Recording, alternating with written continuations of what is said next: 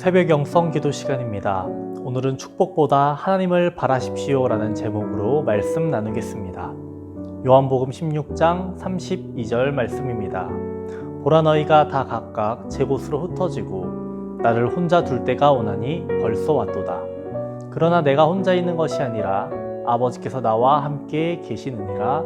아멘. 우리가 읽은 이 본문에서 예수님께서는 제자들을 꾸짖으시는 것이 아닙니다. 제자들의 믿음은 실제했지만 흔들리고 있었습니다. 그래서 그들의 믿음은 중요한 현실적인 상황에서 역사하지 않았습니다. 예수님은 자기의 유익을 구하는 마음이 없었지만 제자들은 자신들의 유익을 구하며 뿔뿔이 흩어졌습니다. 우리가 거룩해짐으로써 하나님과 온전한 관계를 맺었다면 우리의 믿음은 현실 속에서 매일의 삶 속에서 역사할 것입니다.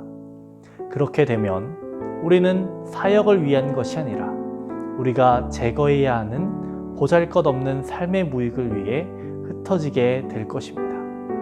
그리고 우리는 하나님의 축복에 대한 내면의 죽음을 겪게 될 것입니다. 우리는 이러한 일들에 대해 준비되어 있습니까? 이러한 일은 우리가 선택해서 발생하는 것이 아니고 하나님께서 우리의 상황을 간섭하셔서 우리로 그 자리에 있게 만드시는 것입니다. 우리가 이 경험을 하기 전까지는 우리의 믿음은 감정과 축복에 의해 지탱될 뿐입니다.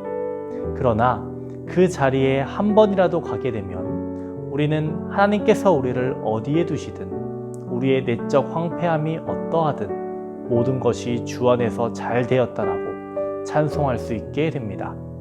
이것이 바로 현실 속에서 역사하는 믿음입니다. 나를 혼자 둘 때가 오나니 라고 말씀하고 있습니다. 주님께서 우리를 돌보시는데 주님께 관심을 두지 않고 우리는 흩어진 것은 아닙니까? 주님을 홀로 두고 떠난 것은 아닙니까? 우리의 상황에서 하나님을 보지 못하고 있습니까? 삶의 어두운 시간이 우리에게 허용되고 우리에게 다가오게 됩니다. 우리는 하나님께서 우리에게 원하시는 대로 뭐든 하시도록 허락할 준비가 되어 있습니까? 눈에 뜨이는 축복으로부터 멀어질 것에 대해서도 준비가 되어 있습니까? 예수님께서 우리의 진실한 주가 되실 때까지는 우리 모두 자신의 유익을 구하게 되어 있습니다. 우리의 믿음은 진실한 것이지만 아직 흔들림이 없는 영구한 믿음이 아니라는 것입니다.